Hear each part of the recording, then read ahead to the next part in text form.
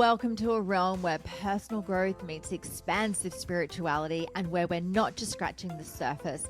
We're diving deep, widening our perspectives, and having a darn good time doing it. This is the Enlightened Podcast, and I am your host, Jen Hamilton. You'll enjoy an infusion of motivation, empowerment, and inspiration that will resonate in every aspect of your life. Expect captivating stories, heartfelt musings, and my own personal experiences. But that's not all. I'm bringing awe-inspiring individuals to the table, so get ready to meet some remarkable souls whose wisdom and stories will leave you spellbound. No topic is off limits here. Brace yourself for raw authenticity, unfiltered vulnerability, and yes, the occasional splash of explicit language. We're delving into the realms of the esoteric, mystical, and the woo-woo, unafraid to explore the extraordinary. So if you are ready to venture beyond the surface, to explore the depths of your soul, and to awaken the magic of life, if your heart says yes, then hit that play button and let the Enlightened Podcast guide you on this remarkable expedition.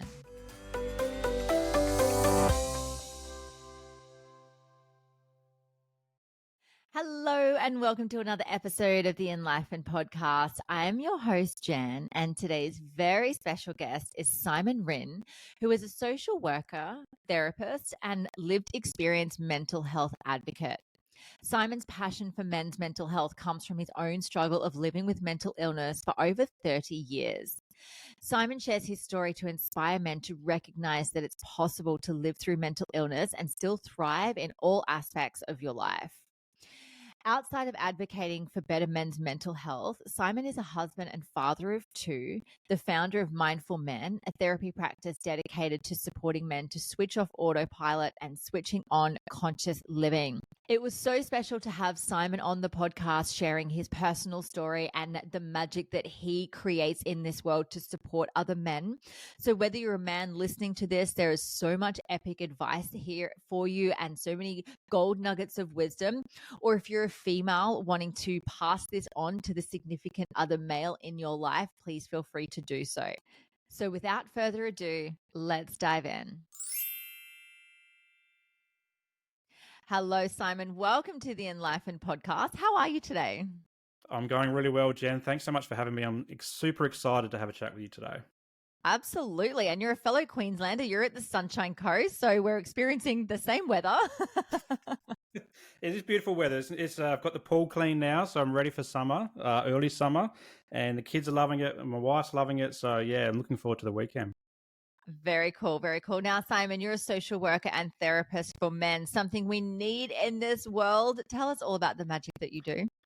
Wow. It's I like to think of it as magic, actually, now that you've thought about it. But yeah, I work specifically with men in the mental health and the disability space, a little bit of return to work stuff with work cover as well. And I work specifically with men just because of my own lived experience of mental illness. And so I wanted to design a therapy business that was for men, that was destigmatizing in the way that we approach mental illness and disability particularly, and just something where guys can feel connected and part of a bigger community that's outside of their own heads, which is where I've been in most of my life. So that's part of the magic that I do. And yeah, let's have a chat about that today. Yeah, I'd love to dive into your journey if you're open to sharing in, whatever capacity that looks like for you. Tell us about your experience, with your version of mental health and well-being. Yeah, so it's quite a long story. So I'm 40 this year, so I just turned 40 in August. But when I was 8 years old to 28, I lived with undiagnosed obsessive-compulsive disorder, depression, and anxiety as well. And then later in my life, I've also experienced workplace burnout, which wasn't just the workplace. It was a whole bunch of things happening around 2020. If everyone remembers COVID, hopefully you do. That's roughly when it happened. But it wasn't just specific to COVID as well. So lots of different mental health challenges for me. And for a long time, in fact, the majority of that time, it was a survival mentality that I had. It was started when I was 8 in the schoolyard, and some student come up to me and said, Simon, if you stop using your voice for more than a minute, you're going to lose your voice forever. And Whoa. Yeah, most people could just let go, you know what, that's just rubbish. But something inside of me clicked, and I thought that was the gospel. I thought that was definitely going to happen. What I've since come to learn is this was the start of my obsessive-compulsive disorder. And so for anyone who's not sure what that is, and you see a lot in social media of people saying, I'm a little bit OCD or whatever, most of the times they're not. And there's a misconception about what OCD is because people think it's just, I like things neat and tidy, or I like to wash my hands and stuff like that. Not really, unless you've got certain types of OCD. And so for me, I developed this obsessive thought. So this is the O in OCD, that, oh no, I'm going to lose my voice if I don't use it every minute. And so the only way to alleviate the distress that came with that, and that distress is an anxiety response, is to perform a compulsive act or a compulsion or a behavior. And for me, that was humming. And so every minute, on the minute, I'd probably go like this, just checking that my voice was still there. Wow. I did this for about 2 years, and I did it so quietly that nobody ever picked it up and said, Simon, why are you making that noise? And at the time, I didn't know what this was OCD. I didn't know what mental health was. In fact, I grew up in the 80s and 90s and the noughties. That was my youth, and nobody talked about mental health at all.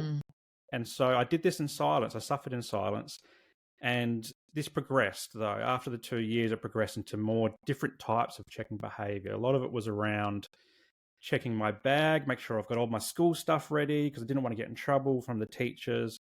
And that fear of getting in trouble was overwhelming to the point where I'll be constantly opening up the bag, checking I've got my stuff, closing the bag, opening it up again, checking it. And because I felt like every time I opened it as well, something would fall out and then I'd lose it or whatever. And so that kind of evolved. But then it really took off in my teens, and around 13 or so, roughly. My mum and dad separated, and so me and my little brother, we moved out with mum, and all of a sudden I became the man of the house, because back then there was this whole notion around what it means to be a boy and a man, and there was a man of the house, and so I was the oldest boy. That was me. And so every night without fail, I would walk around the house and check windows, doors, gates outside were locked, with this because of this overwhelming fear that someone was going to break into the house, steal our stuff, hurt us, kidnap us, some pretty full-on things. And then to add to that, I would also check things like the iron was off, the stove was off, the fridge door was closed properly, because I feared that the house was also going to burn down with us sleeping inside. And this was so overwhelming. And this process, I mean, most people do this for 5 minutes before they go to bed, they check everything.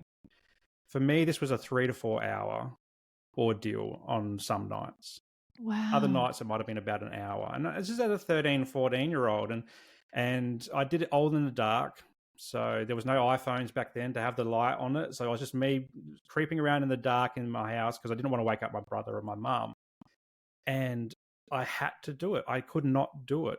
And it got so bad to a point where, and this is probably one of my darkest moments, it was the first time I experienced suicidal ideation, was this absolute exhaustion from doing this every single night, that I put my head in the pillow and just said, I don't want to wake up tomorrow. But something inside me ticked, and I don't know where this came from, and I've got it today somewhere on my messy desk here, and hence messy. I said messy, not neat and free, because I do have OCD. But I said to myself, Simon, no matter how dark today is, the sun will always rise tomorrow. And I don't know where this came from, never heard this before, but it kind of became my personal mantra that I can get through each night because tomorrow is the new day, a new possibility. There's warmth in the sun, there's growth in the sun. Let's just get through tonight. And I would tell myself that every night, because every night I'll get so exhausted by this process that I just wanted it all to end. I didn't have a way of talking about it or dealing with it.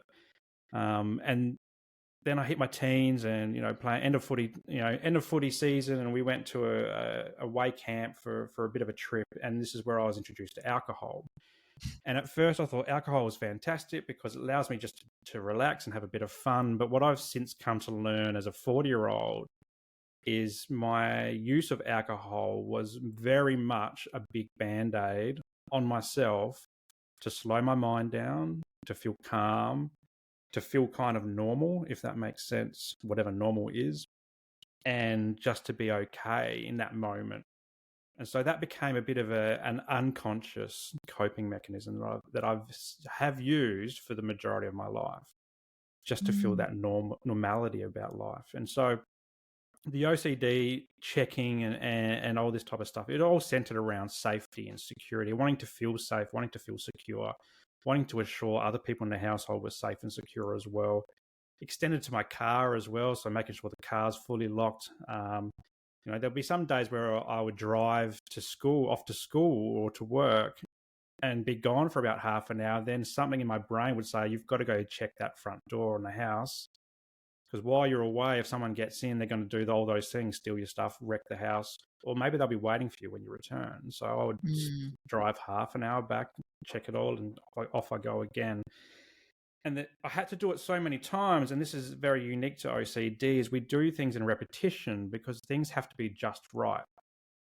So you have to check 5 times because the magic number 5, for whatever reason, and this is me, not necessarily anybody else, just felt right after 5 checks or 10 checks or 3 checks. Mine were 3, 5s, 10s. That's my numbers. Other people do it to 100 or whatever. It's just finding that thing, that moment where everything feels just right. And then you go, okay, I don't need to check this anymore. I can go off and do other things.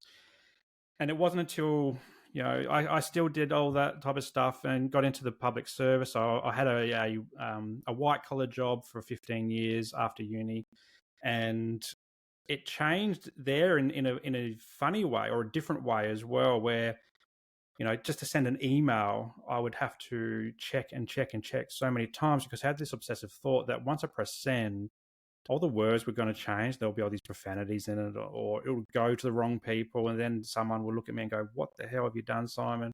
And pull me into the manager's office, and I'd be absolutely blasted at.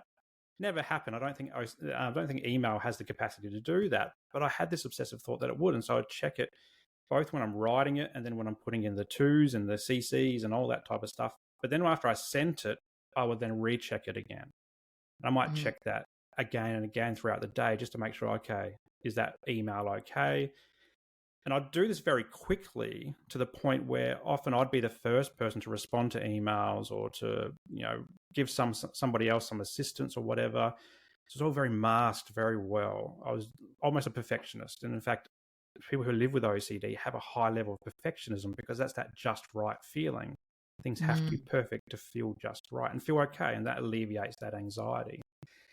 And so it then turned and it connected with the alcohol stuff. And this is not something I've really not acknowledged or known about until I've got a bit older and done some work, is go to the Friday night drinks after a big week, and to let my hair down, would have a few drinks. And I would drink fast, as a lot of Aussie guys know about. We drink fast. We don't just go for one, and one means really like 2 or 3. We do it in multiples. And I don't think I got to a point where I made so much of a fool of myself on these nights where I've completely let my hair down. I felt normal, but I'd get on the dance floor, I'd show off a little bit and make a bit of a larrikin on myself. But it was never to the extreme where I thought where something bad was going to happen to me at work the next day or the next week. But what would happen is after that Friday night drinks, my mind would go into overdrive. And what it would do, it would constantly replay the night in my head and form rumination, this concept around rumination. So that's that cyclical thought or thinking process. And the reason I would do that is because I'd be trying to pick apart the night, trying to find those moments of vulnerability where someone's going to say, all right, Simon, now you're going to be pulled into the manager's office on Monday. And I would do this obsessively to the point where I would think about the night so much that it would become distorted and I would forget what was actually happened on the night with what my brain was telling me happened on the night. And the only way to alleviate that was to go back to work on Monday and kind of test or check in with the people that I thought maybe in my mind I've said something to or done something. And if they responded positively back to me, I'm like, whew, things are okay. Like nothing happened like usual. Like in 99% of the time, nothing happened. But if that person wasn't there maybe on Monday, it would add a day to the distress and so forth. And then it just became unbearable, and to the point where around 27 years of age, my now wife had started to encourage me, say, Simon, you're not quite the person who I connected with when we started dating. I think you need to see someone. And for about a year or so, I would always deflect, like a lot of Aussie guys do, would say, it's not me, it's you. What I'm going to do is I'm going to stop drinking for a weekend and hopefully, feel better, eat clean this week, and I'll go for a few more runs around the block. I'm going to suck it up like a man does. That didn't serve me at all. In fact, I just went back to old habits. These obsessive things kept happening. The Friday night drinks thing still happened, to the point where I had to actually remove myself from those events because I worried so much about getting stuck in these thinking loops. And so at 28, my wife gave me an ultimatum and said, you either get out or go get help. And I thought, this was my light bulb moment. You know what? She's right. I've done this for 20 years, trying to outthink it, trying to deal with it myself. I'm recognizing now that I need some help. And so I made one of the most difficult calls was to call my GP and book in, but then actually go there and say, I think I have a mental health issue. I didn't know what it was growing up, but I knew what it was at 28. And this was 11 years ago, I think, 2012, that I did this. And that started a process of learning about, what OCD is and discovering, I've been living with it for so long, but also depression, also anxiety, and starting to name it so that then we can then tame it. But at first, I didn't do the work. I walked into a psychologist and I expected them to wave a magic wand and heal me, and then I'd be out and that'll be it. And wouldn't have to be on meds. I wouldn't have to give up drinking. I wouldn't have to do all that stuff. And what I've come to learn over the last 11 years is you have to do the homework. Otherwise, you're going to be stuck in this survival mode. And for a long time, up until very recently, I have been in that survival mode. This is just me. I've got OCD. I've got anxiety. I've got depression. I'm a guy. I'm burnt out in 2020. But more recently, I've started to move that discourse, and I think that some of the social worker in me is coming out now. I've got, I studied that as a mature age student, so I was a bit more focused on learning the theories and stuff around that. But then, as part of the designing of Mindful Men, the business, it's moving that survival mode into thrival mode, and using that pain that I've had bottled up for so long as fuel for the purpose that I do, and that's serving men in the therapy clinic, but also in the advocacy work I do, my own podcast, any speeches I do, any training I do, is keeping those guys in mind that haven't got the voice yet, and hopefully inspiring them to hear my story or hear the story of other people that I talk to and put their hands up and say, I think I need to go and get some help. Wow, what a journey you've been on. I want to circle back to something that you mentioned quite early on in your experience about the humming. And you mentioned doing it every hour on the hour for even just momentarily. Simon, did you have conscious awareness of that? Were you checking the clock? Was it just something that came naturally every hour? Or did you consciously decide every hour on the hour that you had to hum? It was actually every minute. Every minute? Oh, right. Sorry, I might have misquoted myself.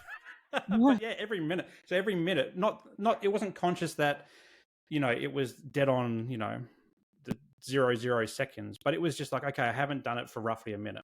I've got to hum. I've got to do something.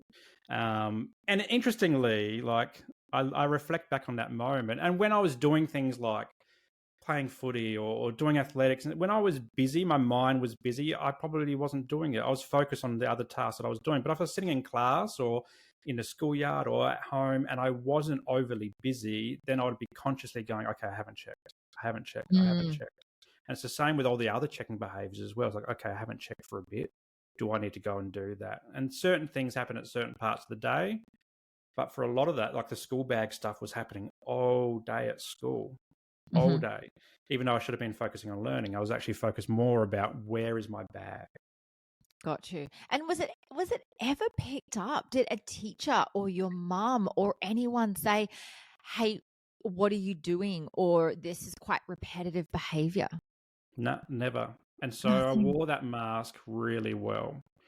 And interestingly, as I've become to learn about OCD, is that OCD is what they call a silent condition. And on average, it takes someone from first symptom to first treatment for OCD about 13 to 15 years. Wow. Mine was double that, because even though I was diagnosed with OCD back in 2012, since then there's only been one therapist who actually wanted to treat the OCD. Everyone else has been around depression and a little bit about anxiety. And aside from that, burnout. When I burnt out, I went and specifically got support for burnout. But it's never been targeted. And I actually had to find an OCD therapist and say, I want to start working on this stuff, because it's the underlying thing that fuels all the other things. Wow, interesting. What are you noticing with men that you're working with? Like, what are some of the common themes that you're seeing in men at the moment?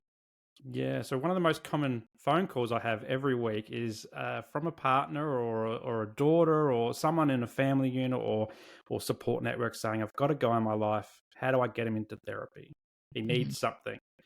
And often it's that deflecting thing, that thing that I did for a long time. It's maybe not recognizing that there is an issue to start with, and just doing that old suck it up mentality that we've all grown up with. I grew up in the 80s, 90s, noughties, and it was defined by that period. To be a man was to be tough and stoic and all that type of stuff. So that's part of the issue, is not having that awareness that some support's needed. But then also the stigma associated with going and get mental health treatment is still huge. And I think it's improved since COVID, because COVID really forced a lot of us in society, men and women, to go, you know what, I'm not doing okay. I need to start talking. And prior to that, mental health discussions were far less. So I'm actually thankful for COVID for bringing it out into the spotlight. As much as you can be thankful for COVID and working from home, because that was also cool. But so they're the two biggest issues. And then once they're in there, it's not having that awareness of what to talk about. So often the guys that are come in, they're like, I've never done this before. I don't know what this is going to be. I don't know what to do, what to say. Am I allowed to say this? And so for me, my role is then to just guide them and say, well, look, this is what it could look like. It's really up to you. If you like, and this is where I value my lived experience as a therapist, I say, I've been where you are, and I built this business based on what I don't like in therapy. So do you want me to share some of the good things that can come out of therapy? And it's my service is a bit unique because I don't really do it in a clinic either. So my sessions are beach walks. So we do therapy walking side by side, or we get in the car and go for a drive, or we go get a coffee, or for the younger guys, it's video games. I love video games. Or it's shooting hoops, kicking a footy. It is so different to what people think mental health treatment is. You don't have to be sitting in four walls talking face to face with someone who's got a clipboard and a note and pad. Like, it can be very relaxed, and that's the beauty about what I do. And from that lived experience, I prefer that also as a clinician as well, being out in nature and using our five senses to just be there in the moment. Yes. And can I just take a moment to just acknowledge you for doing this work and doing it in the way that you do it as well? Because when I'm trained in clinical hypnotherapy, psychotherapy, and coaching. And coaching is generally how I sort of package everything together. And there was never, ever a part of me that wanted to step into a clinical environment, nor study psychology, because the box was way too small for me as well. And so, what we can do outside of the full four walls of, being a clinician or being in that clinical space, I believe is so much more powerful. And yes, there is a space for the four walls, 100%. Some people are really drawn to being in the four walls, and that's fine. And for all the other people, the idea of going to, sit in a park or go for a walk on a beach, like, let's just normalize this all. And I'm telling you now, as, a woman, in her 30s, not just as a coach, but as a woman who does the work on herself, there is nothing sexier than a man out there that is working on himself or says, I'm off to see my therapist. I'm like, oh my God, like, you get it. Because, the idea of doing work on yourself these days is sexy. That is what, women want. Like, that's what we're drawn to in men, because there has been so much stigma around therapy for men, or, men that are so shut down and so closed off to their emotions or their mental well-being. And the women have been doing the work for quite some time. And it's like, come on, men, catch up. Like, we need you here with us, you know? And so when, you know, when we hear of men doing the work, it's like, oh, he's a keeper, you know? It's actually doing the opposite of that old school mentality of men need to just show up and be stoic, like you said, and, you know, not do the work and hold the emotions in, because I feel like that iteration of the masculine is quite limited. I really want to speak into when you were going through this experience, like when you were 8 and this experience happened in the playground, and growing up with these compulsions and this behavior, not, first of all, not having it picked up, but then not even, I guess, knowing what that was in yourself. What did you need as a child? What did little Simon need through that? It's a great question. And it's essentially, I designed the business based on being the bloke or that go-to person that I never had, who can go, I can go and say, something's not quite right here. Can we have a chat? Yeah, I lived with mum and dad, but they came from a generation where they didn't talk about mental health. And so going to them and talking, particularly my dad, he would just say, suck it up. Don't be a pussy. Don't be a girl. Don't be a sissy.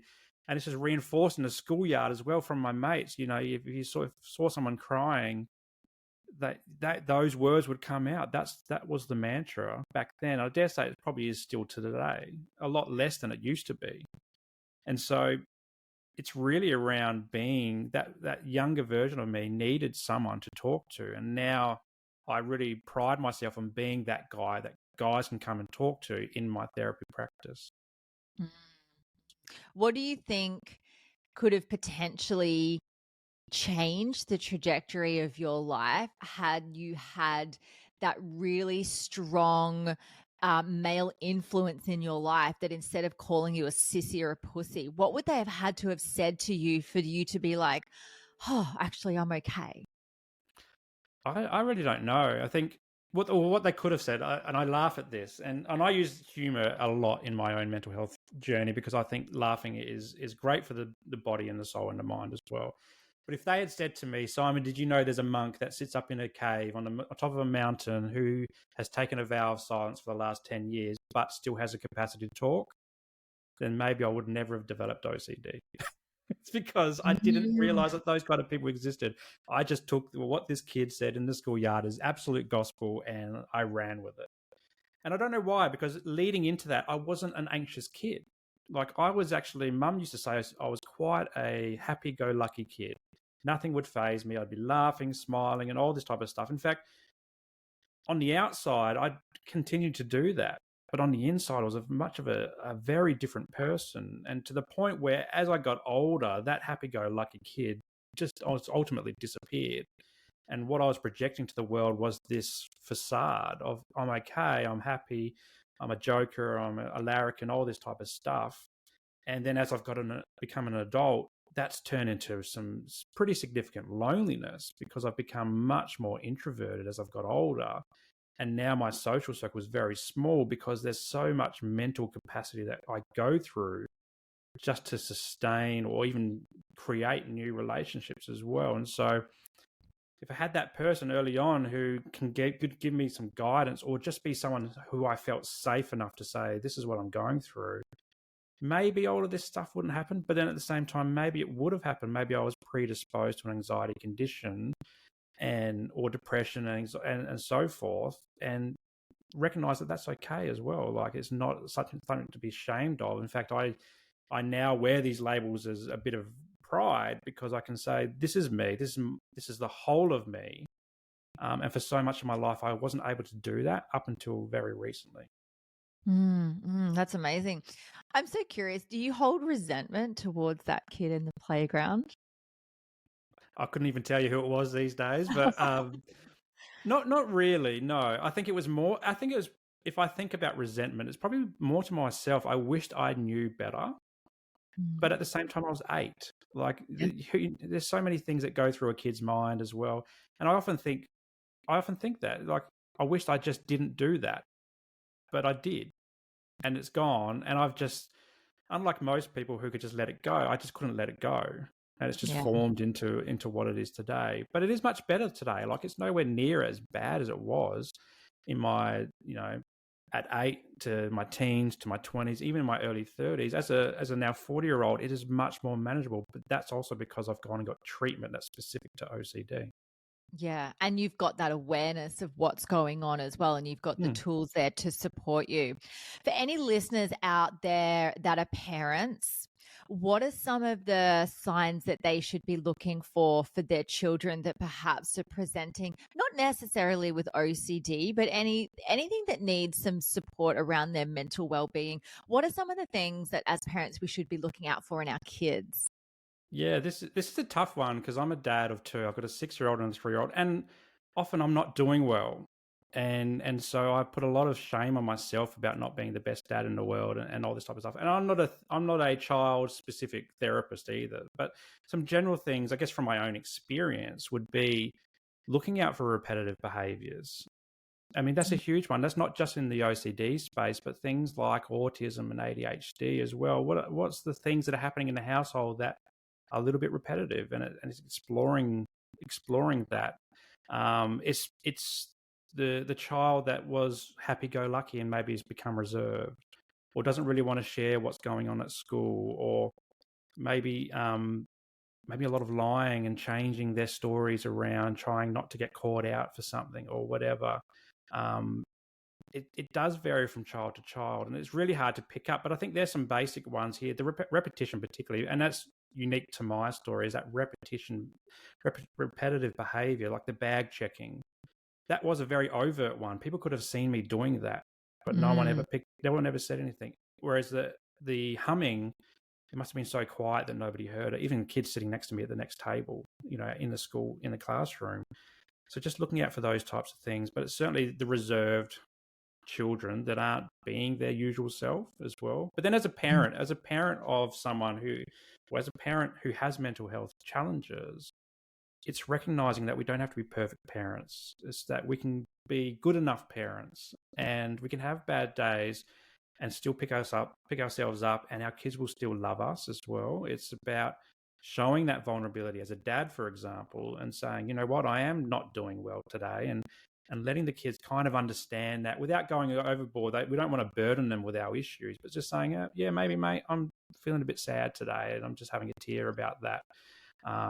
Showing them that, because that encourages them to then say it's okay for them, to have a cry and come to you as well. That's been something that I've really cherished with my kids, is I won't shy away from having a tear in front of them, and they'll come up and give me the biggest cuddle and kiss, that's probably also what I needed as a little kid as well, as opposed to wiping away the tear and trying to hide it and go and seclude myself until the emotions, passed as well. Yeah, that's amazing. What would you say to let's talk about the partners, so the wives, the girlfriends, the mothers, the sisters that perhaps come to you and say, my significant male in my life needs support but doesn't want to. Where do you sit with that? Because for me, I've always been through my training, it's always got to be they have to come to me because they're the ones that have to make that step first. And I know how hard it is, especially for men, to make that first step. Where are you with that? Obviously, you work directly with just men. Do you get the call from the significant female to say, my significant male needs your support? How does that work? Yeah, pretty much like that. Yeah. It's actually rare that a male will call me. I mean, I get a few, which is really awesome, but mostly it's a significant other. In the disability space, it might be their disability support workers or whatever. And so that's one of the questions that come up every week, without doubt, is I've got someone who I think you'd be good to talk to. How do I do it? I said, well, you can't force them to come into therapy and talk to me, but what you can do is plant seeds. It's maybe I've got the Mindful Men podcast. Maybe play that in the background. Subliminal messaging. And they can hear me talk. Oh, what's this dude talking about depression or burnout or talking about OCD or whatever it is? And I've talked about a range of different subjects on the Mindful Men podcast.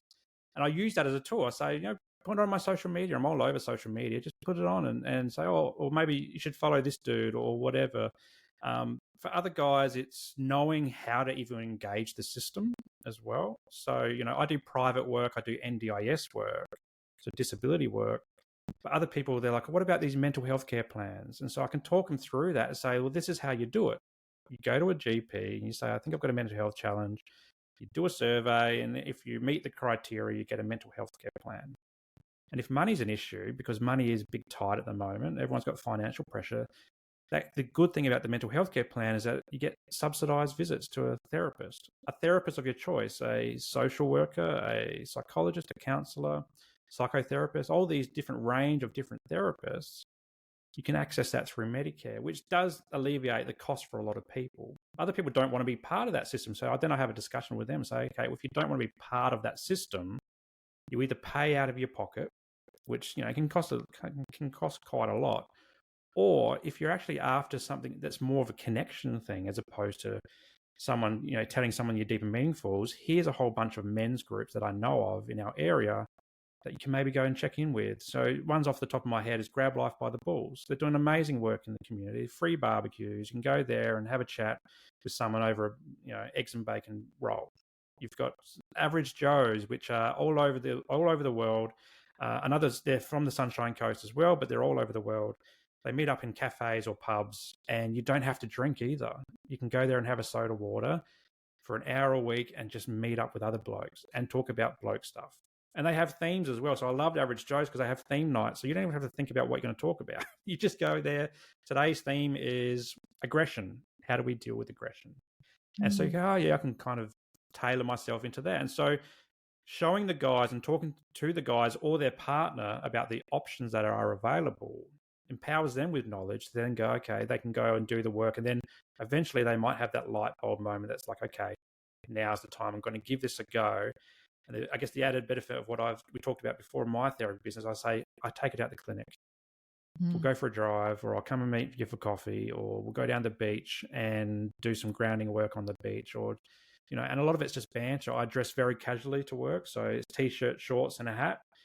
So it doesn't even look like a therapist. It looks like just two blokes hanging out. And so once you show them both either the male or their partner or support person what the possibilities are, seeds start to grow. And once it gets big enough, then they go, yep, now's the time. And for me, it took 20 years, to get to that point. But other guys, I hope it's a lot less. What would you say to any men out there, whether they're just listening to this podcast or whether their significant female has perhaps forwarded it to them to have a listen to, and they've grown up with that mentality of you're a pussy if you cry, you don't talk about your feelings, therapy's gay, like whatever the story is. What do you want to say to them, Simon? I think it's recognizing that it's not weak to speak. That gets thrown around, but I think it's such a powerful message for guys. It's not weak to speak. I grew up being told all those things, from family members to, and I lived in a very alpha male household. I had 3 brothers. So it was very much testosterone driven. We're footy players, athletics, basketball, all the sports, we did it. So we grew up in that kind of mantra. And so many other guys did as well. And so just recognizing, A, it's not weak to speak, and we can be part of the change. We don't have to be this aggressive, stereotypical guy who takes it out on the world and drinks himself to death or takes drugs to death or whatever, or suicide. Men are overwhelmingly represented in the suicide data. 7 out of 9 deaths by suicide every day are male. Wow. And I think part of that is we don't know how to talk. We've enshrined it in our community that men shouldn't talk about these types of things. And that data extends into family and domestic violence data. This week on the Mindful Men podcast, I had Alan Ball from White Ribbon Australia talking about men ending violence against women and children. It's 95 or 97% of perpetrators say that males are victims, should I say that males are the perpetrators. And I look at these two data and it again reinforces that men struggle to talk about stuff and open up and show that vulnerability. So knowing that it's not weak to speak is the first step so that we can then get the help that we need so that we don't blow up into volcanoes and we can keep in our relationships, lower divorce rates, lower suicide rates, lower family domestic violence rates, and be the blokes that we always wanted to be, not this shadow of a self that we've just come to be because we've lived life on autopilot and we think it's not going to get any better. We can be the change. Gosh, I love that so much. And, from, as I was saying before, like that female, divine feminine perspective is, men, we need you. We need you in touch with your feelings. We need you opening up and getting in touch with your emotions, because we need you to hold us through that as well. And for the men that are out there listening to this, like, as women, we've got you as well. We don't we're done, with the alcohol and the party drugs and the alpha male and, the buff guys at the gym putting everyone else down. Like, ew, ick, you know we're done with that. We're rising in our consciousness as humanity, and we're doing it from, this beautiful space. Men, we need you to step up. We need you to talk about your feelings, to come home to yourself as we're coming home to ourselves, so we can come home to ourselves together. And Yeah. that's the dance of the masculine and the feminine that we're seeing in humanity at the moment. And Simon, I'm just so loving this work that you do, and that you're holding space for men to come home to themselves, to let them know that, they are safe to have a voice, that it's not weak to speak, because for me personally, I would never want to engage, romantically, for example, with a man. Like, I would never, personally date a man that wasn't working on himself in some way, you know, and that might be just because of who I am, because I'm a coach, because I do the work on myself. But the depth of conversation that I get to have, and the type of questions that I ask when I'm, getting to know somebody, I, I want to go to that deeper level. I want to connect with them on that deeper level. If I'm looking at, having a mate for life, or, just even dancing through life with for a short period of time, I want to know that they feel safe enough to be themselves, that they can then hold space for me to be myself. And so, Yeah. for any Yeah. men listening to this, just have the fucking therapy. Like, Well, it doesn't have to be. it It makes doesn't us even. moist. It also extends, though, beyond the romantic relations to your mates as well. So how many of us have gone to the pub, and that's the default place to go, and we just talked about superficial shit, like, oh, check out that Sheila at the bar, she's got massive tits, or did you see the footy score on the weekend, or what's going on at work? Oh, same old, same old. The guys that are working on themselves can take it to the next level and go, you know what, are you okay? Mhm. And they really actually want to know the answer, and then work with you to deal with whatever the issue is. So yes, in the family, absolutely, and also with the kids as well, showing that connection with the kids, but also extends to your broader networks as well, your mates. And no longer will you go to the pub and have the same conversation that you've been having for 20 years with your mates. You can actually take it to different spaces, and I think that's the value of doing the work. Is stop putting the band-aids on, actually deal with the shit that's going on, and grow in all aspects of your life, including the work as well. The better you are at work in your mind, the better you are at work, with your mates, with your lover, with your kids. Absolutely, everyone benefits. Yeah, it's so true. I actually had a male client, coaching client, a few years ago, and he said to me, he said, I'm so ashamed that I'm in coaching because it means that there's something wrong. Now, fast forward a couple of years, we worked together for a little while. When I left that coaching firm, he continued on, I think with both male and female coaches. He's now a coach himself. Like, I'm just celebrating him, because it's like, oh my God, you get it. It's got nothing to do with something being wrong with you, and allowing yourself to be the fullest expression of who you want to be in this lifetime. And fuck, we need that more than ever right now. Yeah, absolutely. And because when we look at the coach role, and growing up, you have teachers or you have parents, and they're guiding you. Or maybe if you're part of a sports club, you've got a sports coach, or if you're into choir, you've got a singing coach, or whatever you're doing as a young person. You have all these mentors that are guiding you, but then you hit 18, and unless you keep those things going, you become your own coach. And so this is where we get unstuck. We try to outthink stuff. We try to use alcohol, drugs to deal with it. But as you said, we're seeing a growth in coaches or people accessing therapy, or community groups. They're re-engaging, because we need really those types of mentors throughout all of our life. I've got a business coach. I've got a small business, so I'm trying to get their expertise to guide me to the next level of my business. Or I have a therapist. I'm a therapist in therapy. And so every now and then when I'm not going well, I put my hand up to my doctor and say, yep, get me a mental health care plan. I'm off to see the therapist again. There's no shame in that anymore. In fact, it just fine tunes me. And then in between, it's as long as we're doing the work in between, that's where the growth takes it to the next level as well. Yeah, it's so important, isn't it? And I'm the same. Like I will ask people that I'm engaging as mentor and coaching, are you working on yourself? Tell me about that for you, because I can't show up and, be the best coach I can without having a mentor or a coach, whether it's in business, whether it's in life, whether it's in spirituality as well. I have mentors in that space, and so we all get to be vulnerable and just share, what it is that we're going through, because even as coaches, even as therapists, we're not fucking perfect. We don't have all the answers. And I know that definitely in the coaching industry, sometimes, people can be put on pedestals because it looks like they have it all together, or they're quite successful in business and then their Instagram's all perfect and it looks like they're just, thriving and making the millions and all that kind of stuff. But I'm telling you now, everyone's going through some shit on some levels somewhere. We've all got our stuff.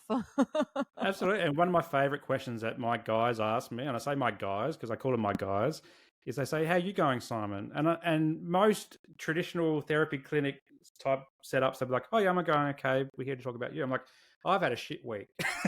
And I'll tell them, and they're like, "Oh, tell me about that." And so it just helps guide the conversation.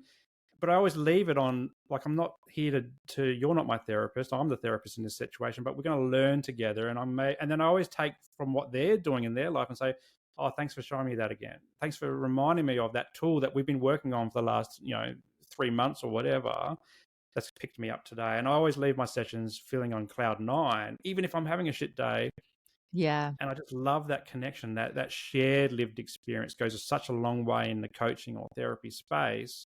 And maybe that's the thing that some people come unstuck with as well, is they're trying to find the right fit, but not feeling connected with the coach or the therapist that they're connected in with.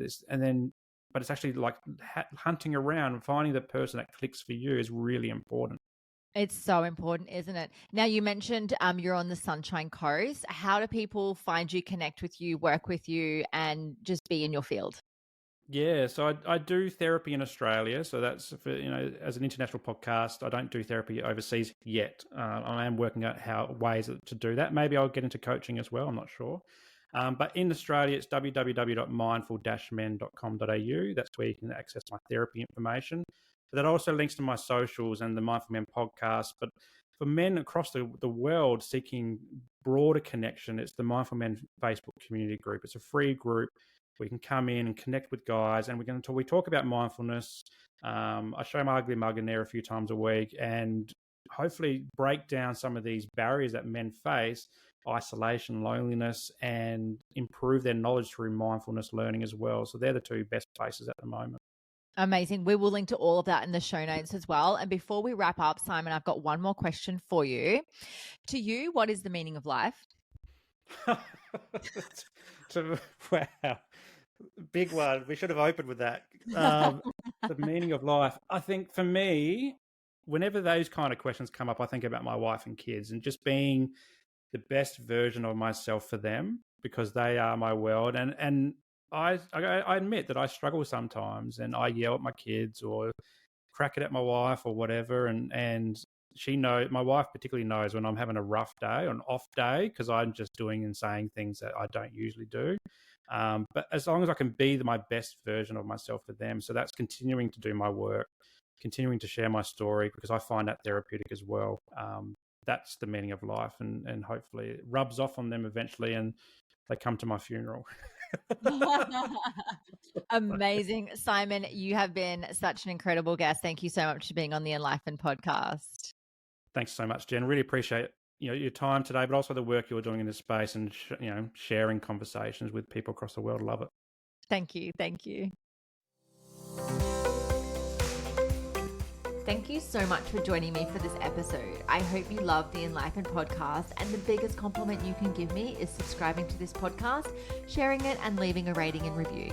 Feel free to follow me on Instagram. My handle is @JenHamiltonOfficial, and the podcast handle is Enlightened_podcast. You can also find the video version on YouTube on my channel. Just search Enlightened and don't forget to hit subscribe. Have a beautiful day and enjoy living the enlightened journey of life.